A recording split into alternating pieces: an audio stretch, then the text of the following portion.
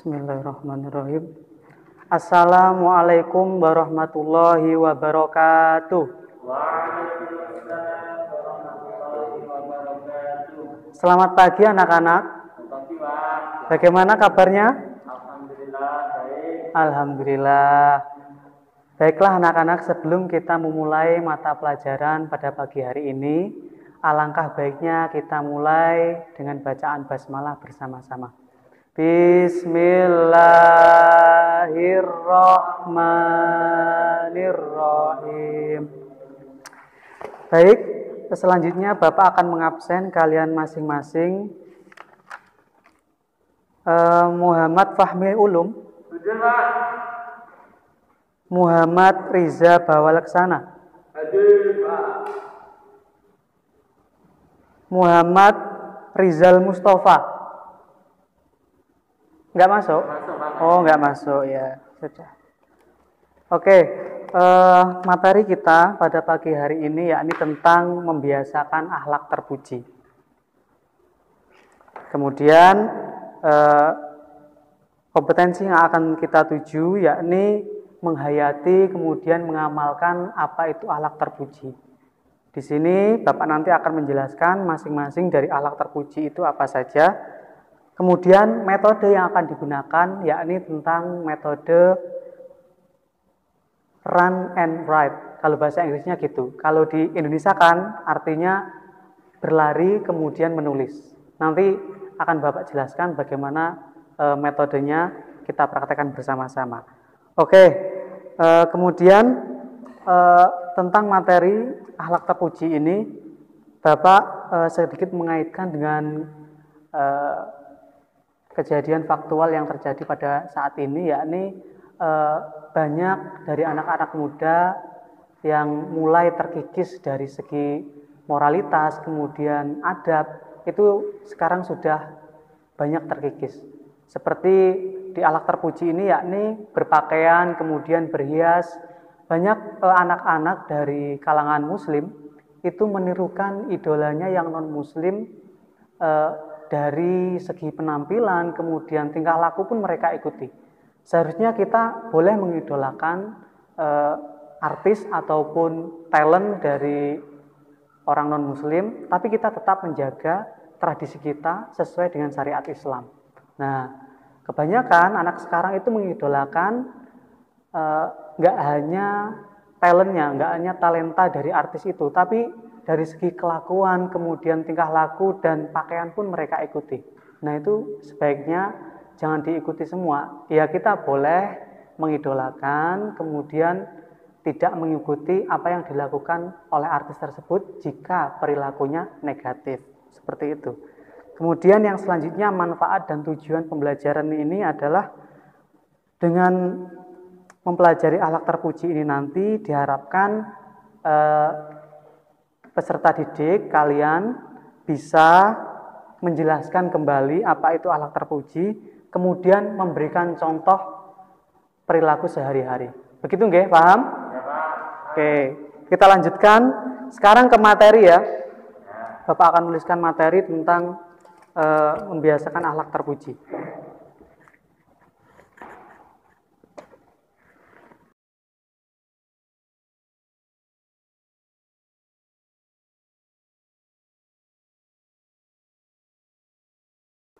Baiklah, selanjutnya Bapak akan menjelaskan tentang materi akhlak terpuji, yakni dengan tema membiasakan akhlak terpuji. Akhlak terpuji di sini definisinya yakni perbuatan baik yang dilakukan kepada Allah, manusia dan makhluknya. Jadi akhlak terpuji di sini adalah perbuatan baik yang dilakukan kepada Allah, manusia dan makhluknya. Ayo coba diulangi apa? Akhlak terpuji, perbuatan ya Allah, manusia dan makhluknya. Oke, bagus sekali. Oke, selanjutnya akhlak terpuji itu sendiri dibagi menjadi berapa? 5. Oke, yang pertama akhlak berpakaian, kemudian akhlak berhias, kemudian perjalanan, terus kemudian yang terakhir. Oke, baik sekali. Oke, Bapak akan menjelaskan yang pertama yakni tentang berpakaian. Berpakaian di sini dalam Islam kita dianjurkan berpakaian yang rapi, kemudian bersih, wangi, dan kalau bisa dalam berpakaian itu diniatkan untuk apa? Menutup aurat. Jadi fungsi pakaian itu sendiri tidak hanya untuk gaya-gayaan atau bagus-bagusan di antara teman-temannya, bukan. Intinya untuk menutup aurat, kemudian agar dilihat itu ya menyenangkan gitu. Kalau memakai pakaian setidaknya yang bagus, rapi, bersih, dan pantas gitu. Tapi intinya untuk menutup aurat. Nah, seperti itu. Kemudian yang selanjutnya berhias. Di sini berhias, akhlak berhias di sini kalau dalam Islam kita berhias itu dianjurkan untuk memakai pakaian yang berwarna apa? Putih, ya kan? Kalau kita ikut Kanjeng Nabi Muhammad itu beliau menganjurkan dan mensunahkan untuk memakai pakaian putih. Tapi tidak memakai pakaian putih pun sebenarnya tidak apa-apa. Yang penting bersih, kemudian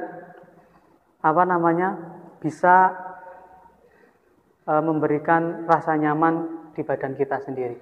Oke.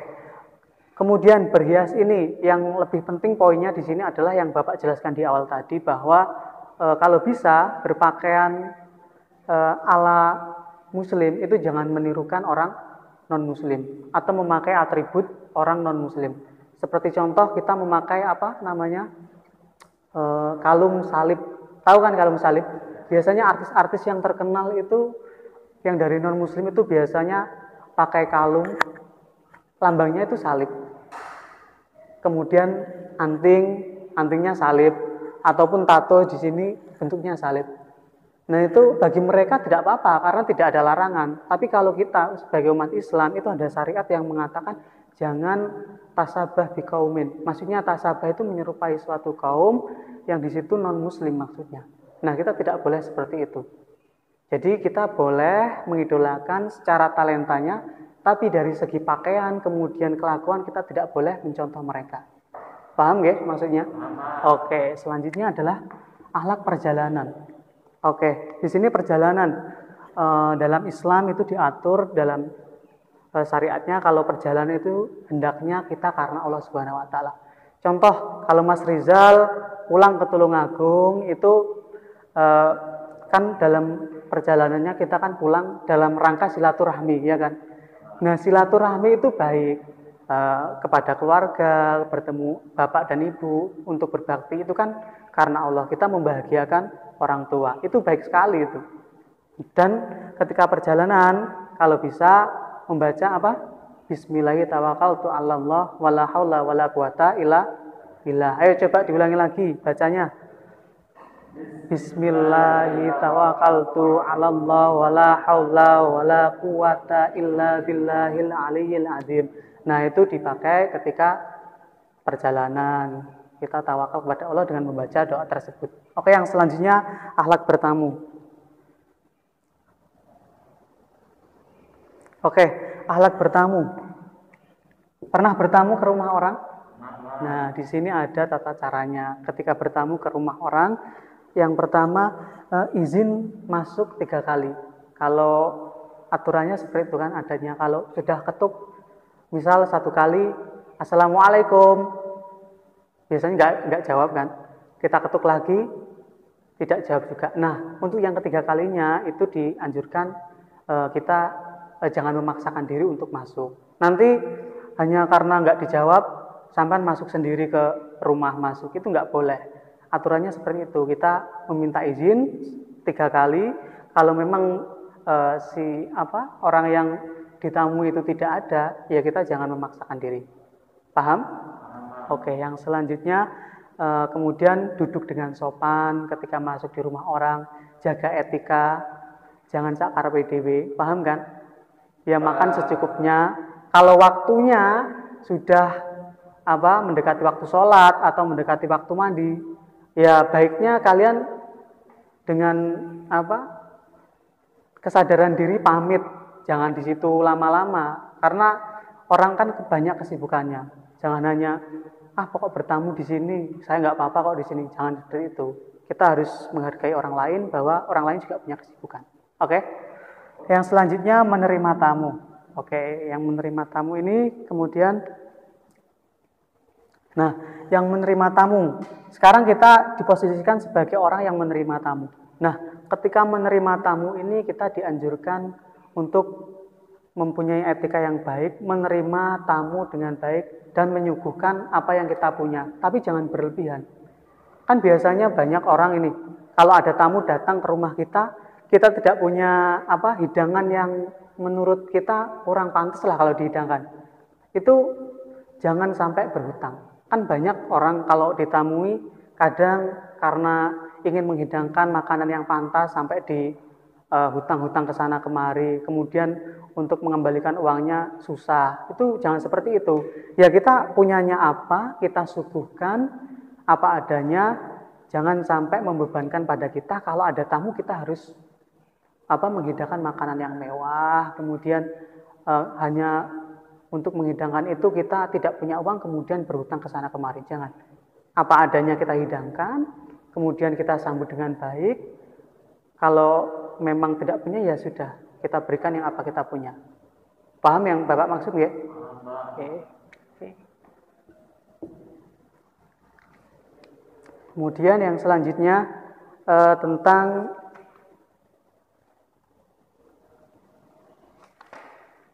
ayat menerima tamu.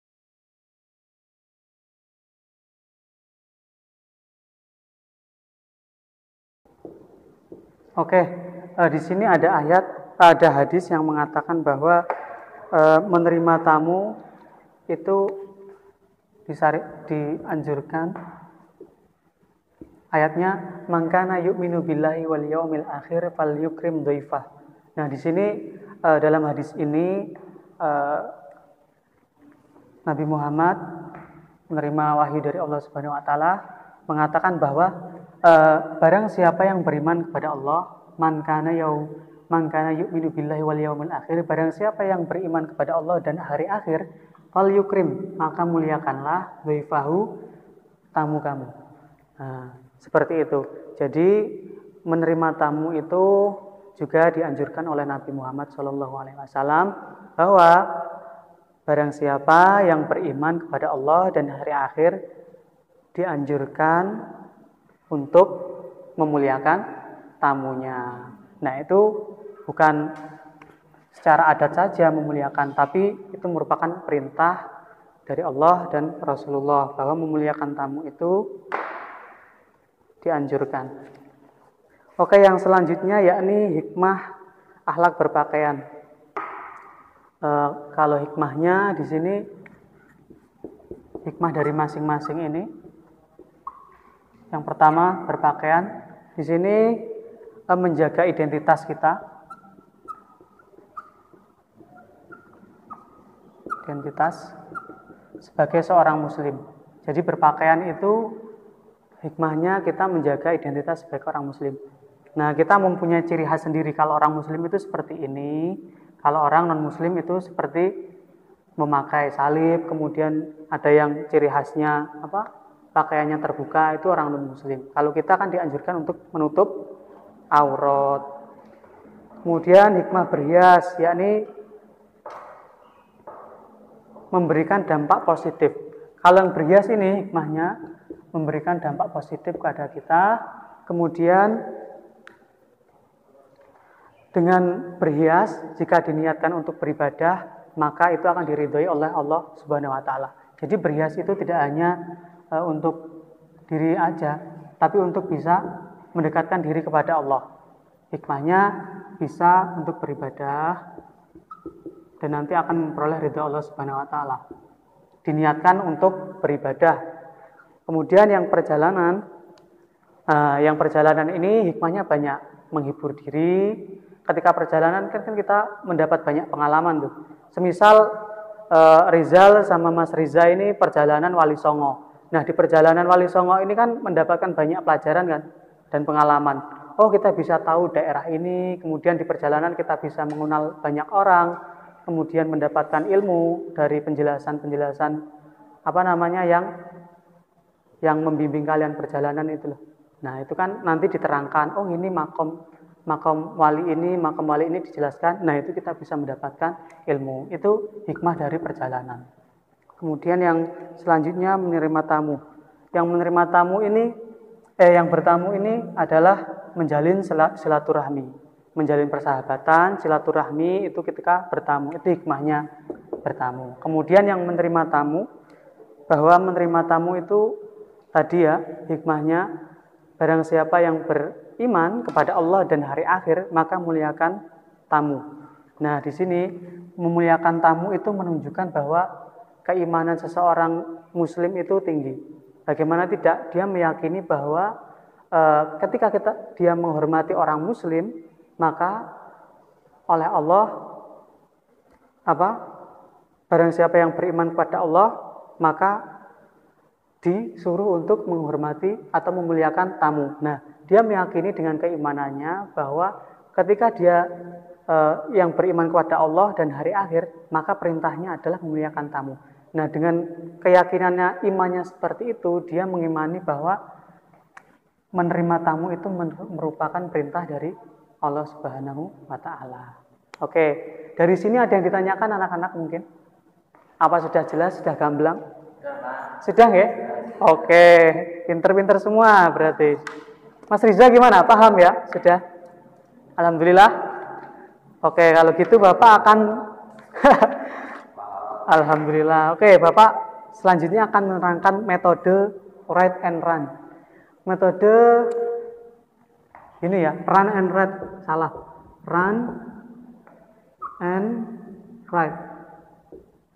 Nah, metode ini nanti Bapak beri waktu 1 menit, 2 menit untuk menuliskan apa yang kalian tangkap dari materi yang Bapak jelaskan. Jadi kalian tulis di depan apa kosakata yang kalian tangkap tentang materi Bapak. Nanti akan Bapak tunjuk satu-satu untuk menjelaskan materi yang kalian tulis. Paham nggih maksudnya? Nanti maju satu-satu. Oke.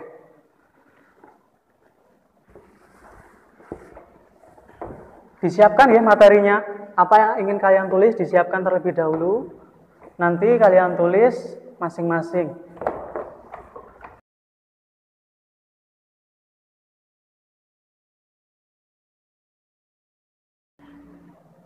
Oke, ini nanti Bapak akan memanggil kalian satu-satu untuk menulis. Jadi akan Bapak kasih waktu beberapa menit untuk menuliskan materi yang kalian tangkap. Oke, mulai dari sekarang ya. Bapak hitung dari sekarang. 1 menit dari sekarang. Ayo maju. Siapa dulu tulis materinya? Ayo tulis di sini, nggak apa-apa.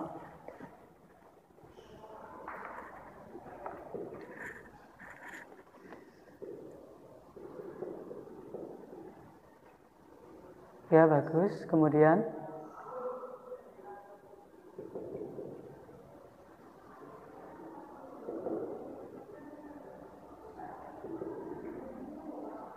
tidak usah ditulis. Cukup kosakata saja. Dituliskan kosakata. Ya. Ayo, itu berikan sama Mas Riza itu langsung. Ayo maju. Ayo, waktunya masih ada. Di sana, bagiannya di sana. Nah, ini bagiannya sampean sini. Oke. Ditulis apa? Tentang apa materinya? Itu yang di situ apa?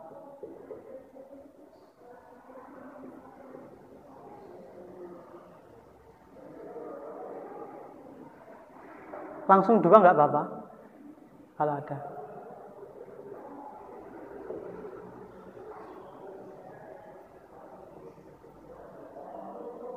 Ya, Pak. Ditulis saja.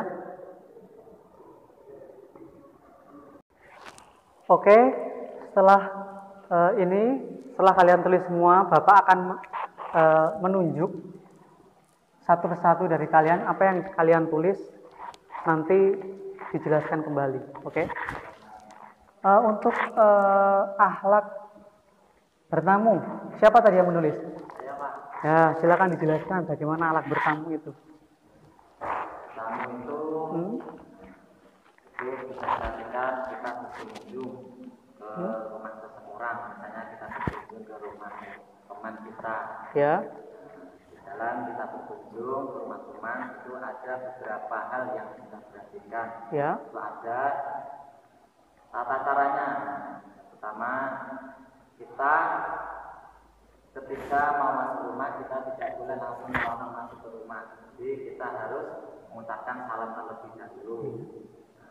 Salamnya itu diberitakan 3 kali. Sampama 3 kali itu belum ada jawaban dari si pemilik rumah, ya. Kita dianjurkan untuk pulang dan untuk mengulangi kembali lagi di kemudian. Oke, terima kasih. Bagus sekali penjelasannya Mas Rizal. Oke, kemudian akhlak berpakaian. Tadi siapa yang nulis? Saya, Pak. Oke, silakan dijelaskan bagaimana tadi akhlak berpakaian. Ayo, jelaskan. Silakan. Kita dianjurkan berpakaian. Kalau berpakaian diniatkan untuk menutup aurat, kemudian memakai pakaian yang pantas, yang bagus,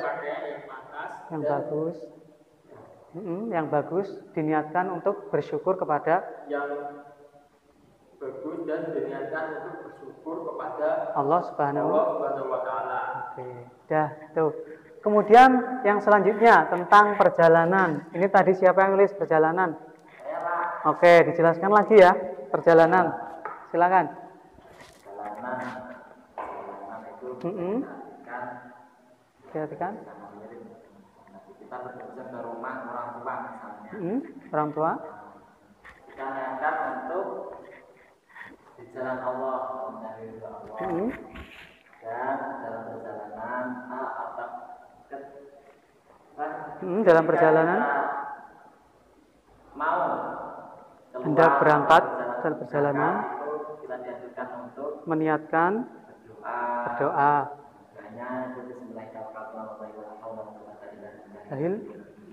Bagus sekali tambahan dari Bapak. Perjalanannya itu diniatkan karena mencari ridho Allah, jangan untuk jalan maksiat. Oke?